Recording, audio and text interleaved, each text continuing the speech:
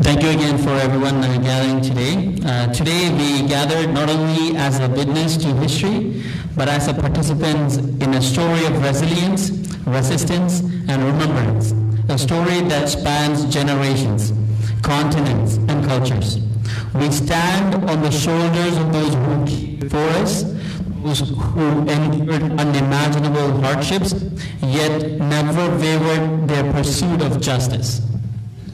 In the heart of Tamil, a land once teeming with life and culture, the echoes of the past resonate with the cries of the present. For decades, Tamils have faced systematic oppressions and violence, a relentless assault on their identity, their land, and their very existence. From the moment the British left the island, Tamil voices were silenced, their rights denied, and their aspirations crushed under the weight of discrimination and persecution. The darkest chapter in this ongoing saga unfolded during the genocidal war from 2006 to 2009, a period marked by the unspeakable atrocities and unimaginable loss.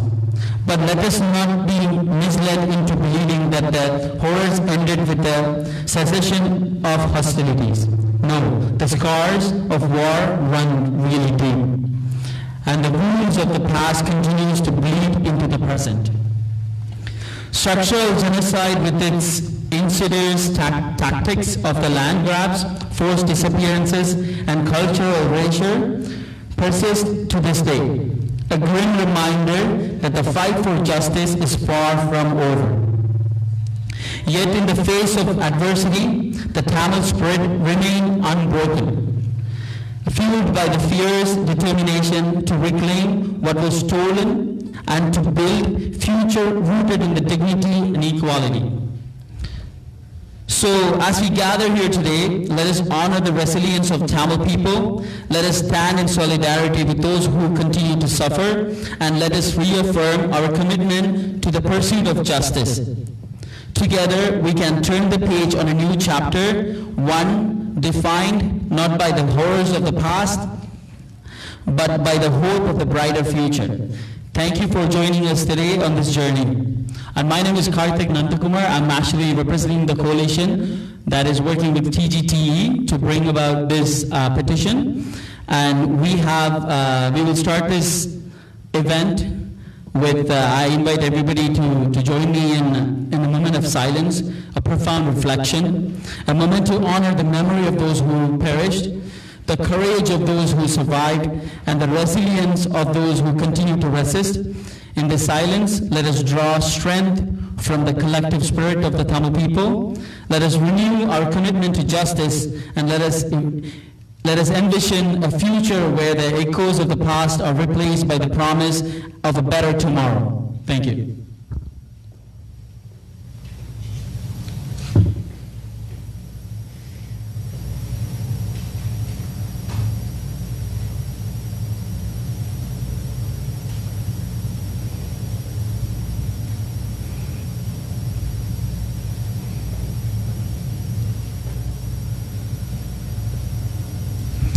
Thank you, everyone.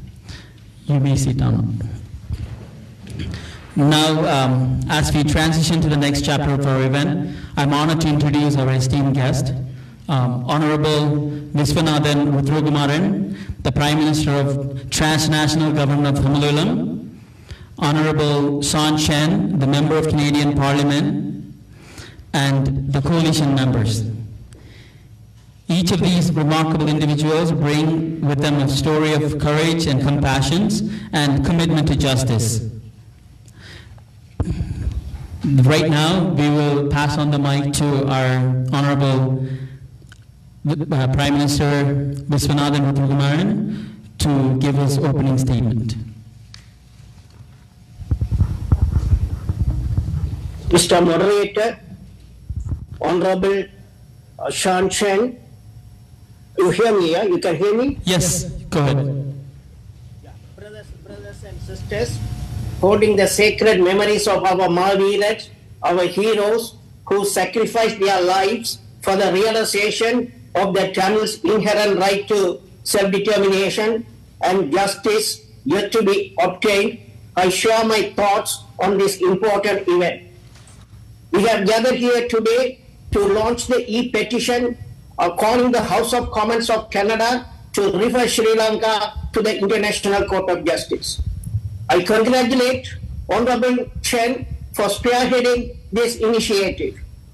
Mr. Chen needs no introduction. He has impeccable public record.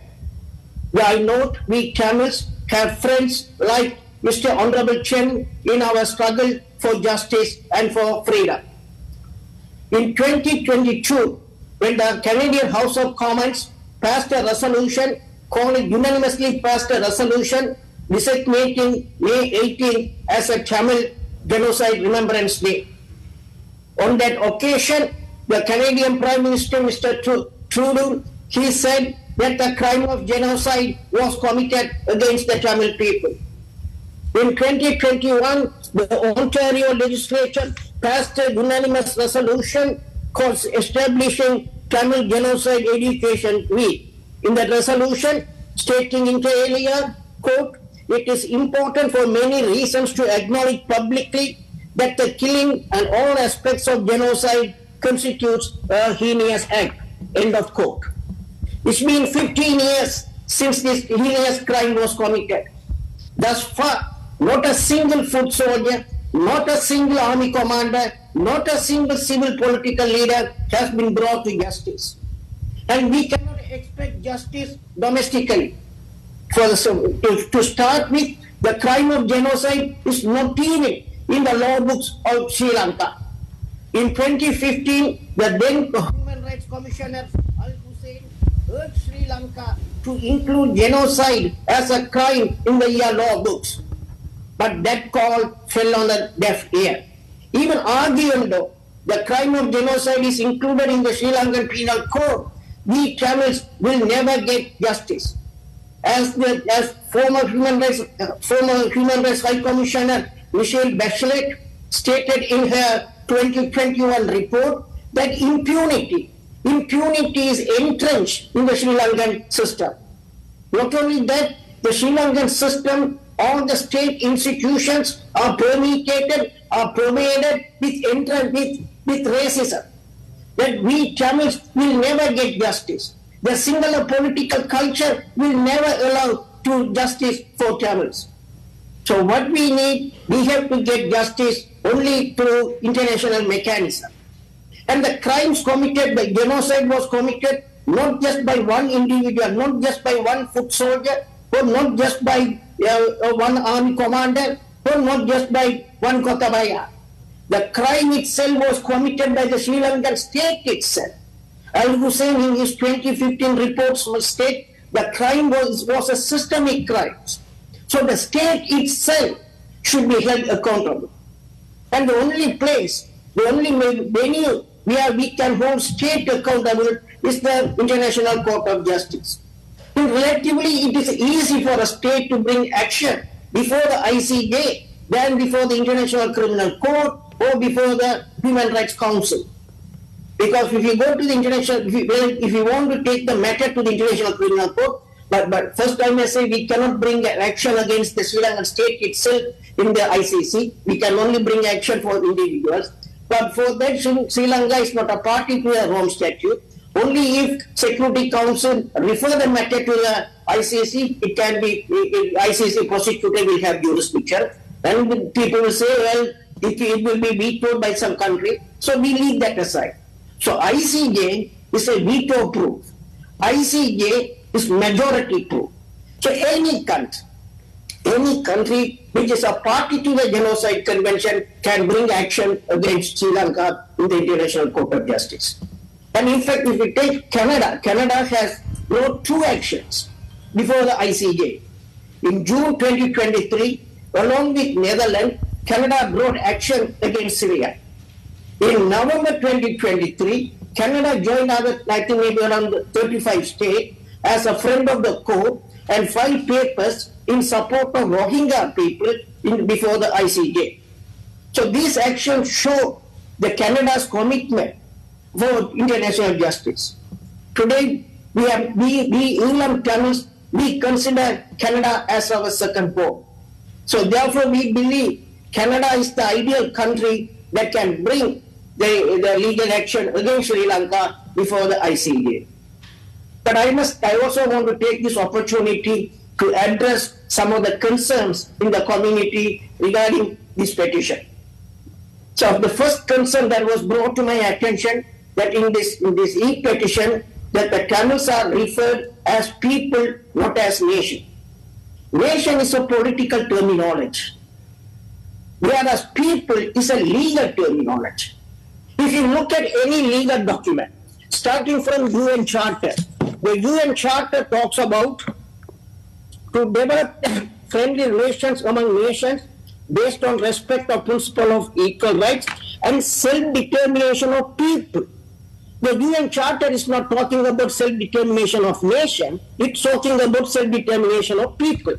You go to the Civil and Political Rights Covenant. That's what it says. All people have the right to self-determination. It is not saying that all nations have the right to self-determination. It says all people have the right to self-determination. You can go to the Civil and Political Rights Covenant, Article 1. Again, it says all people have the right to self-determination. You look at the General Assembly Resolution 2625, which was passed in 1970 as a consensus resolution, that is considered.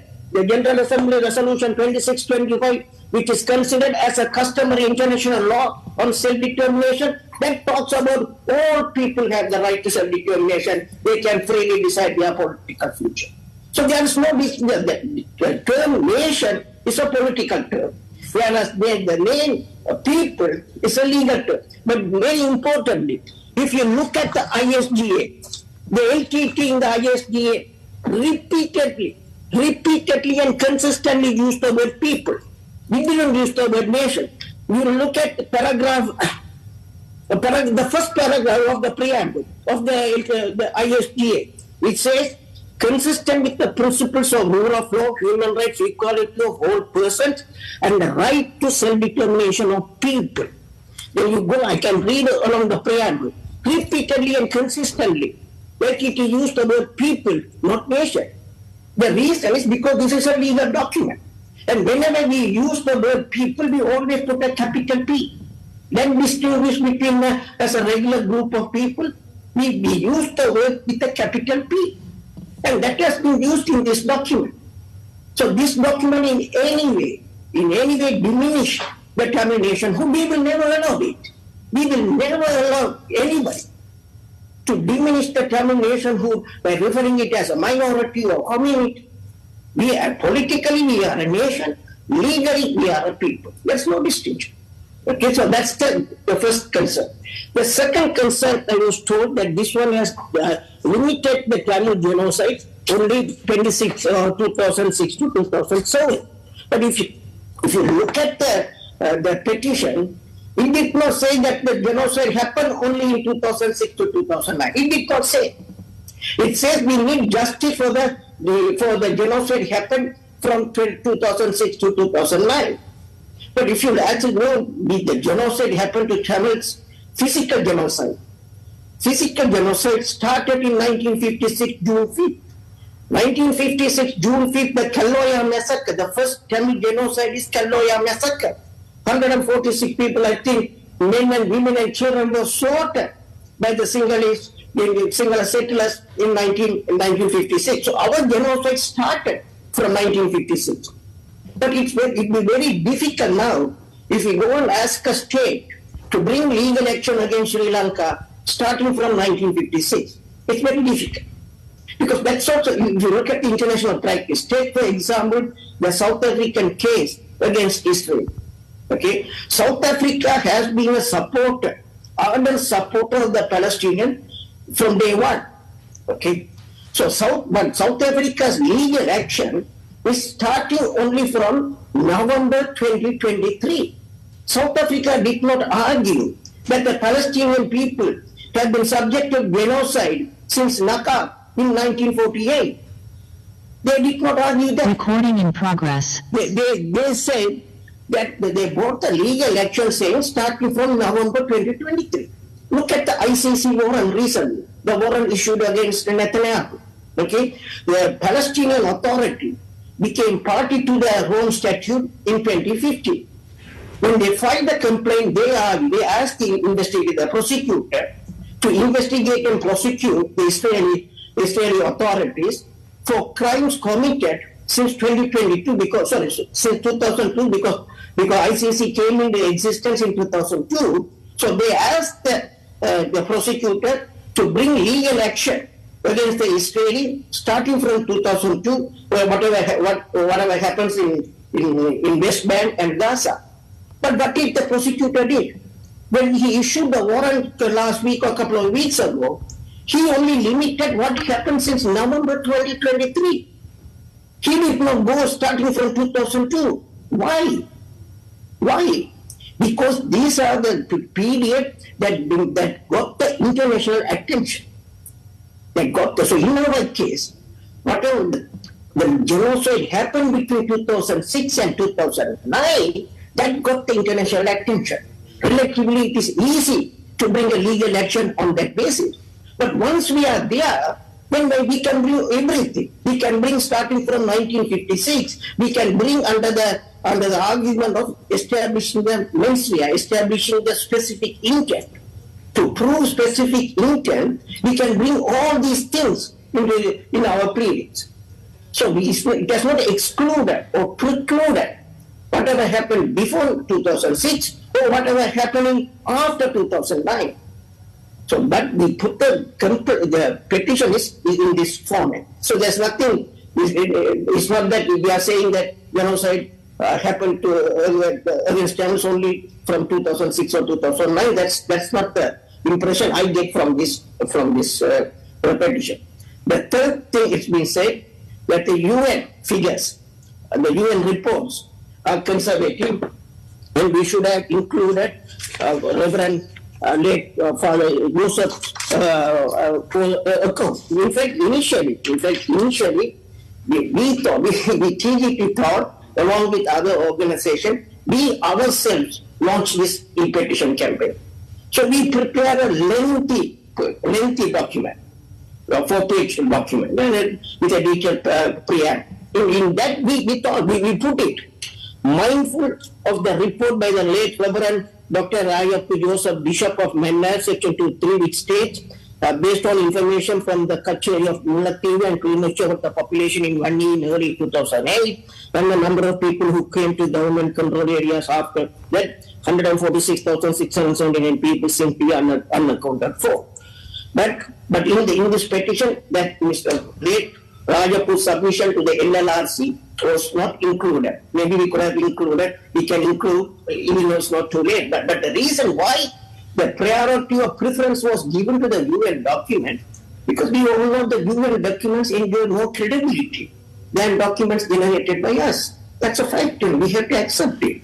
UN document, whether we write it or not, they enjoy more credibility. And where we going? We are going to the ICJ.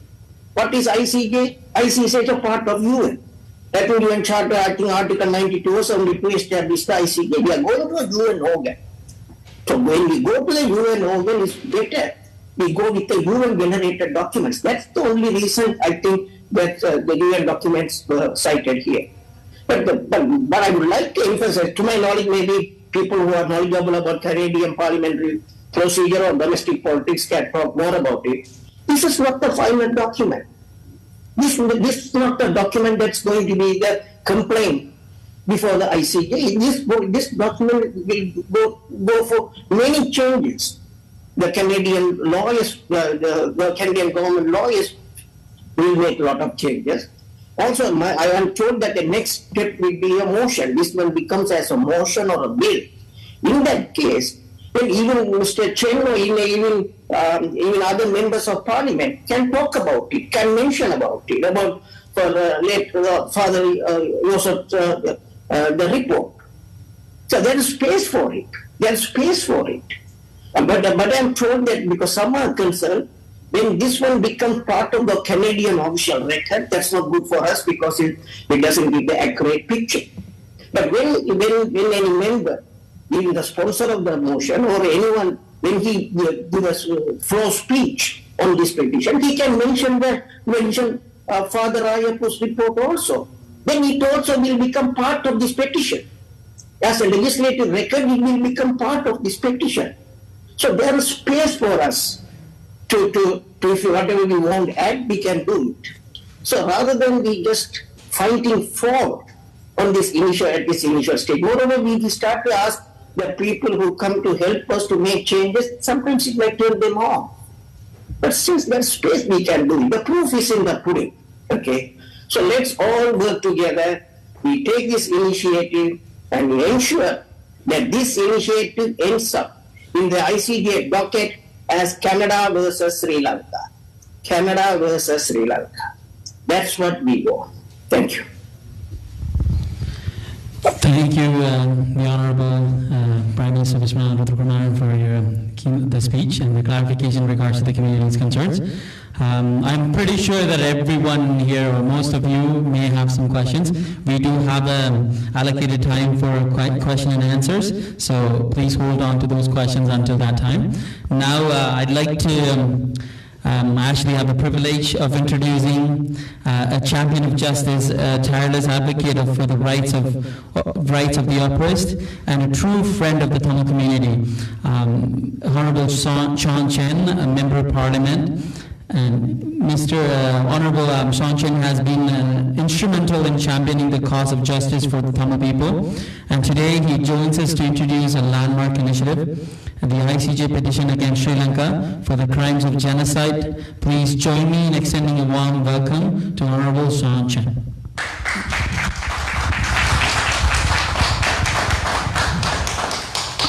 Thank you very much for that very warm welcome, Nandri. I want to begin by acknowledging that we are here on the traditional territory of the Mississaugas of the Credit, the Anishtabeg, the Chippewa, the Haudenosaunee, and the Wendat peoples, and is now home to many diverse First Nations, Inuit, and Métis.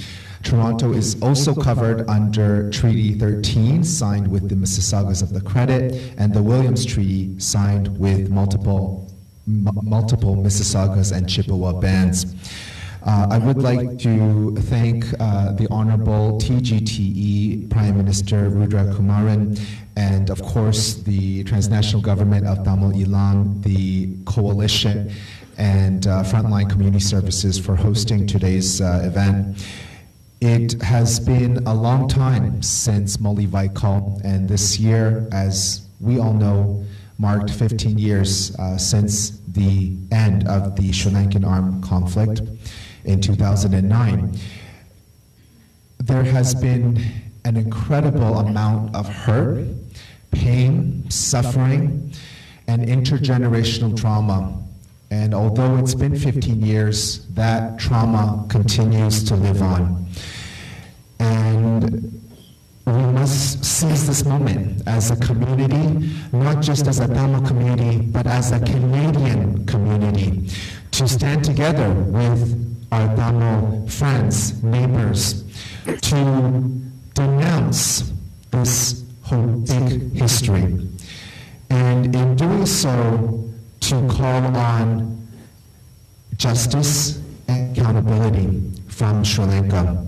And that is why I am here, because the Tamil community has played such an important role. It was mentioned earlier that Tamils have found their second home in Canada. It is their home, period. This is the home for Tamil peoples, and is the home for so many people from all corners of the world who come to Canada to escape war, conflict, genocide. Is a country of hopes and dreams. And I am so pleased to be able to stand together with the Tamil community in this quest for justice, for truth, for self-determination, for reconciliation.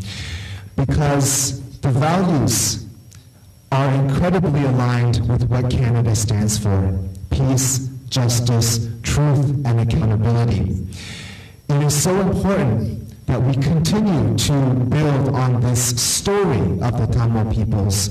It is a story indeed of resilience, a story about resistance And on May 18th, every year, a story in which we remember those who have suffered and continue to suffer from Tamil genocide.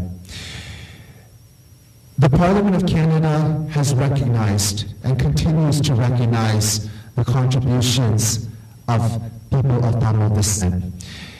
It began with the recognition of Tamil Heritage Month, a motion that was moved by my colleague, the Honorable Gary Ananda Sangari, Member of Parliament for Scarborough Rouge Park.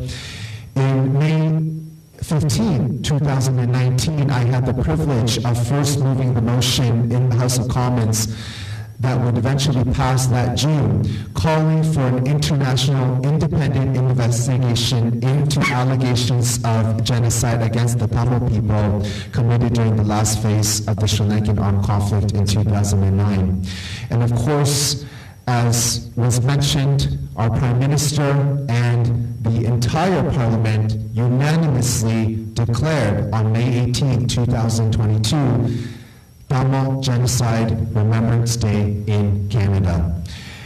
It was the first Parliament in the world to make such a declaration, and that motion, of course, was moved by my colleague, the Honorable Gary Ananda Sangari.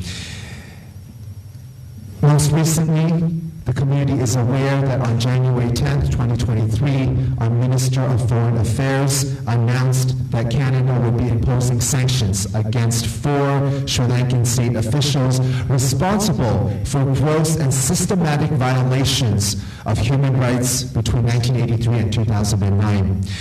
And today, I am very pleased to be here because TGTE, the coalition, has continued to strongly advocate that Canada take an important role on the international stage to call for accountability, to call for justice, to ensure that we move forward in doing what is right.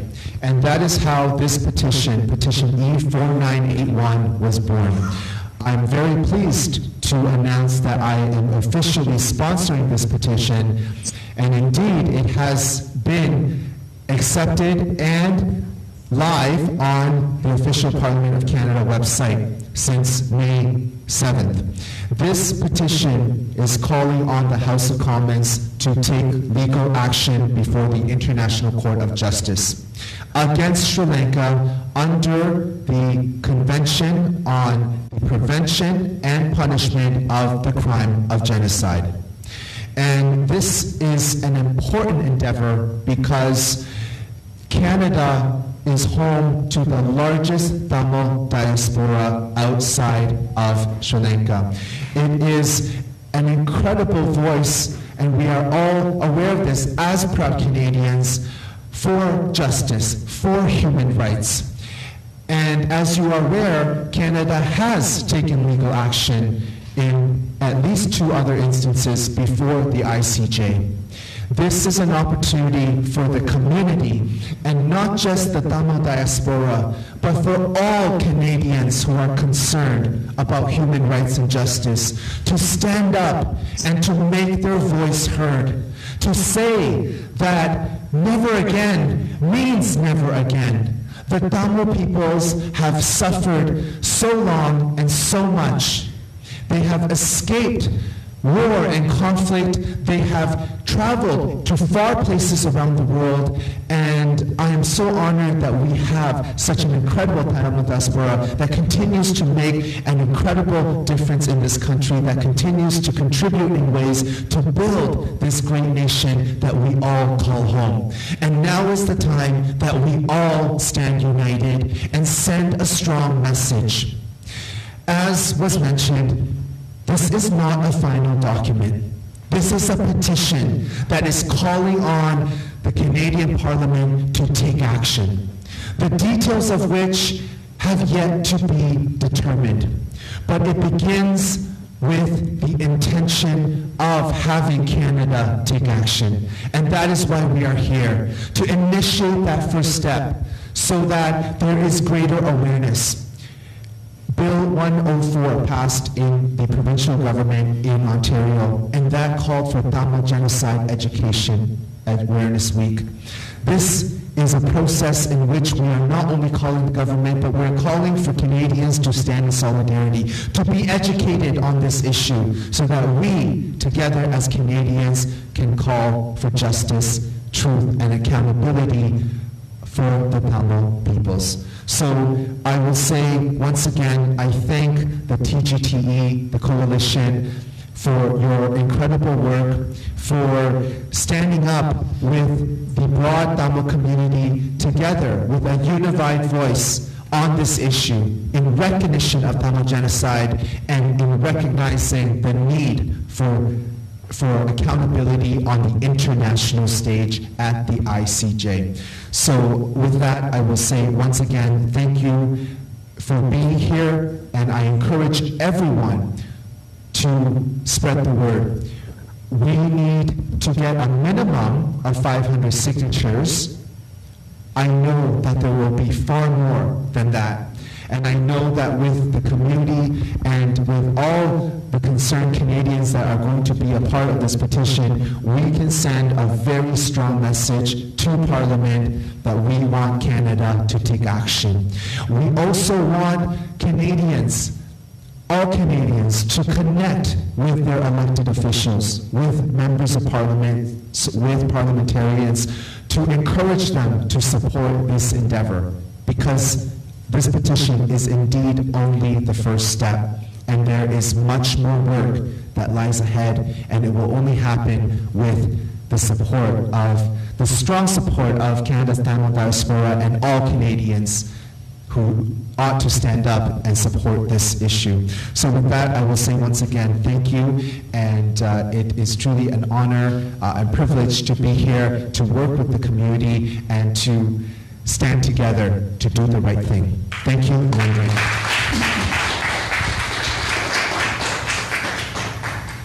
Thank you very much for that remarkable speech, Honorable Shaun Chen, and being here today and taking the time to be with the community to inform and bring about this news about this ICJ petition, that everyone's responsibility now, it's in your hands to take it further, bring it to the community, to your neighbors, to your workplace, whoever's, everyone Canadian can fill this out.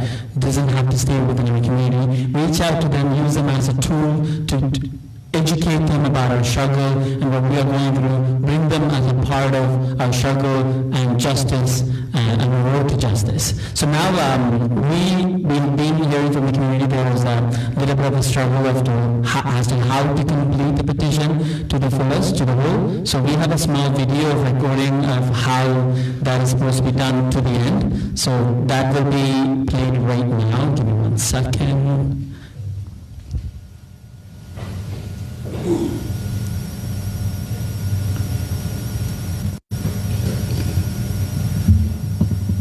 Sorry. 1 second. Okay, so it seems like there's a bit of a difficulty getting the whole video played. We'll actually share this among the social media group and people who have attended here. Now, let's move on to the next keynote speaker. We have, as you see here, we have the representative of the Canadian Parliament, member of Parliament of Canada, Shaun Chen, as well as the representative of the Prime Minister of Tamil people living, diaspora living across the world, the transnational government of Tamil. Now that we want to bring that third point of the importance of a person, an individual, a champion, Honorable Sivanyanam Sridharan, an MP. He is the Member of Parliament for the Jaffna district of Sri Lanka and leader of the Ilangai Tamil Katchi. Honorable Sridharan has been a tireless advocate for the rights of the Tamil people and a vocal critic of the injustice perpetrated against them.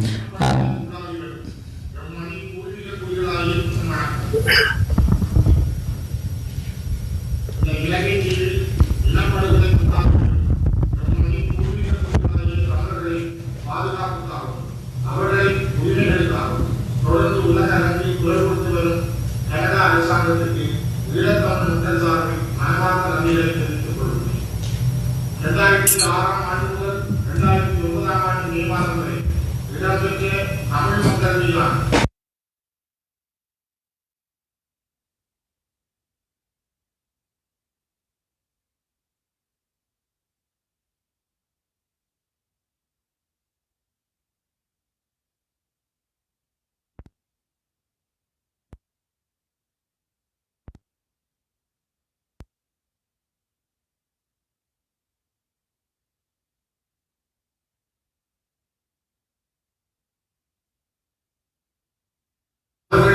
முயற்சி வெற்றியடைய வேண்டும் என்பதை ஈழத்தமிழ் மக்களாகிய நாம் அவ்வா வருடாவருடம் நாம் பரிசுமந்த மே மாதத்தின் 18ஆம் நாளில் தமிழ் ஜெனோசைட் ரிமெம்பரன்ஸ் டே என்று பிரகடனப்படுத்தி அத்தோடு இல்லாமல் இனப்படுகொலையாளிகளான ஸ்ரீலங்காவின் முன்னாள் ஜனாதிபதி மஹிந்த ராஜபக்சே, கோட்டபாய ராஜபக்சே மற்றும் ராணுவ அதிகாரிகள் sergeant Sunil Ratnayake, lieutenant commander சந்தன பிரசாத் செட்டியார் போன்றோருக்கு பயணத்தடை விதித்து தமிழ் மக்களின் நீதி நோக்கிய பயணத்தை பலப்படுத்திய கனேடிய மத்திய அரசு ஸ்ரீலங்கா இனப்படுகொலை அரசை விரைவில் சர்வதேச நீதிமன்றத்தில் குற்றவாளி கூண்டில் நிறுத்தும் என்று நாம் மிகவும் வினயமாக எதிர்பார்த்து கொண்டிருக்கிறோம் என்பதை இந்த இடத்தில் பதிவு செய்தது.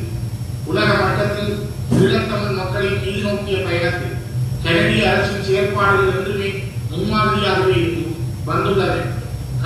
கட்டமைக்கப்பட்ட இனப்படுகொலைக்கு உள்ளாகியும் ஒரு தேசிய இனத்தின் பிரதிநிதியாகிய நாம் உலக அமைதியையும் சமாதானத்தையும் விரும்பும் அனைத்து நாடுகளையும் கனேடிய நாட்டின் காத்தடங்களை தொடர்ந்து தமிழ் மக்களுக்கான நீதியை விரைவுபடுத்த உழைக்குமாறு வேண்டியிருக்கிறேன். இனப்படுகொலை குற்றத்திற்காக ஸ்ரீலங்கா அரசுக்கு எதிராக சர்வதேச நீதிமன்றத்தில் சட்ட நடவடிக்கை எடுக்க வேண்டும் என்று கனேடிய அரசை கோரும் மனுவான E49-91க்கு அனைத்து கனேடிய மக்களை ஆதரவு வழங்குமாறு வேண்டியிருக்கிறது. I want to be clear. I'm not in the driver's seat of this petition. I'm not. I want to be clear. I am not in the driver's seat of this petition. The community is. Okay? The community is. I will say to you what I have said to the coalition, and I will say it to everyone. I will support your petition that Canada take legal action before the ICJ under the Convention on Genocide against Sri Lanka. That is my commitment to the community. I will sponsor your petition. It is your petition. I know and I hear the frustration that there is concern around the preamble. I understand. And everybody means well in this conversation. I understand that because there has been so much trauma that the community has endured over generations.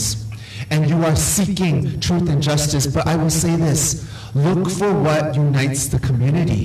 And what unites the community is clear to me is that you want Canada to take action. You want truth and justice. You want accountability for the Tamil people for what they have endured and gone through. And I will say that I leave it in the community's hands. I want to say that we have worked together. I know there are many different organizations, and I know that there are also individual Tamils that are concerned about this issue. And I have worked together with so many of them. In 2019, when we moved that motion for an independent investigation into allegations on genocide, that came to light with many meetings and conversations with people from National Canadian Tamil Congress. There have been so many other groups that have come and worked on initiatives. And it's so important and it's so wonderful that there are so many advocates for the Tamil peoples. I think that is a great thing. And I will say to you, I am here to work together with you. I am here to sponsor your petition, and I will do that. And if that means looking at the process and looking at what's been put there, I leave that in your hands. I really do. And I want to share with you, yes, my office did share with you around the logistics. So when a petition is submitted in the system and it is sponsored by an MP, then it is there. It cannot be modified as the current petition. However, There is nothing that stops any Canadian individual from submitting a new petition. And should there be a new petition that is submitted, then you have a new petition. It starts at 0 in terms of signatories. It goes through the same process, must be sponsored by an MP, and then that person who submitted it, they can also withdraw any previous petition that they submitted. So that is the process, okay? What the community does, I am here to support your endeavor, okay? Thank you. Thank you for the question, Dasna. Thank you, PM, for the response. If I may add, that Canada definitely has the political will to take this further. Otherwise, Honorable Minister won't be here to take this petition further. And he has given us the promise to take this further and see that to the end, where it's Canada versus Sri Lanka. So let's believe in that. Let's believe in that path that we have taken all together. This is not one-man decisions, one-person show. It was decided, the TGTE, as a government of Tamil people, a transnational government of Tamil, they have reached out to pretty much all the community organizations that is established in Canada and across the world, and they are actually taking initiative across the globe through their networks to make their countries, their respective countries, to take action towards this matter. So at the end of the day, I strongly believe that TGT can take this direction across the globe and make an impact towards this matter. So let's believe in it. Let's be positive. We are all in this together. All we need is, at the end of the day, to see that Sri Lanka is put in the investigation and punishment for the crimes of genocide. So let's work together. Let's be positive, and we have reached almost halfway. Let's, as Honorable Member of Parliament said, this petition is just a beginning. We have so much to work on. Once the petition has reached the 500, he will be definitely taking this to the Parliament. He asked the House of Commons or the government to take this further. So at that point, TGT will be willing to, if I may add, to host a town hall where everybody's feedback will be taken. At that point, the Member of Parliament could come in, take the feedback. We could rationalize that statement or the mission or the motion or the bill, and then we can bring it further with everybody's approval. And as we know, we as a community, we have been enduring genocide for the past 70, 80 years, and this is not ending. And everyone has different level of traumas that they have experienced, and everybody wants their voice heard. And we can all agree to a common point where we need to see Sri Lanka in ICJ. Let's work together.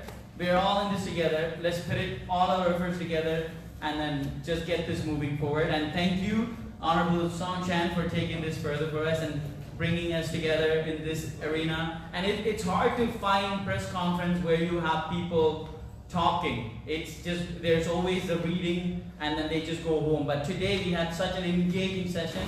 There's multiple viewpoints. There's so much input. This is what the community needs at the end of the day. So thank you for TGTE and Coalition for making this space available for people to come in, talk about it, keep this struggle alive, keep this forward. Let's make this forward, bring this forward, and make it happen. Thank you, everyone.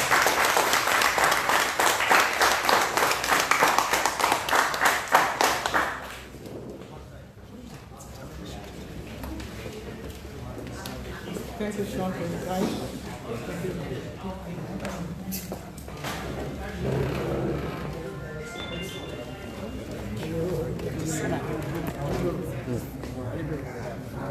Thank you.